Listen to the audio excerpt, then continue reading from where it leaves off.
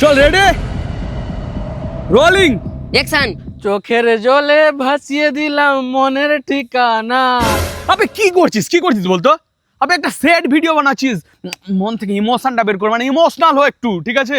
তুই তুই ভেবে লে তো যে তোর গার্লফ্রেন্ড ব্রেকআপ হয়ে গেছে তোর সাথে। আমার তো গার্লফ্রেন্ডই নাই, আমি কিরকম ব্রেকআপের ফিল দিব? ও তোর গার্লফ্রেন্ডই নাই? তুই একটা কাজ কর ভাই, তুই আমার গার্লফ্রেন্ডের নাম্বার লে আর তুই ফোন কর, ঠিক আছে?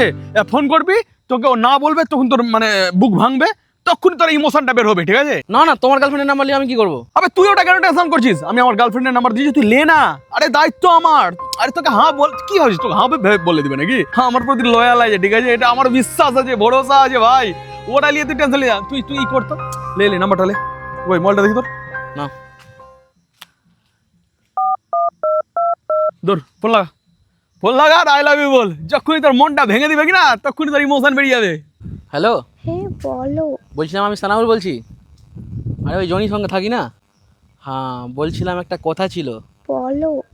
বলছিলাম যে আমি তোমাকে ভালোবাসি। সেসব ঠিক আছে, আমিও তোমাকে ভালোবাসি, কিন্তু এগুলো কথা যেন জনি না জানতে পারে। আরে আমি আর কি করছিলাম?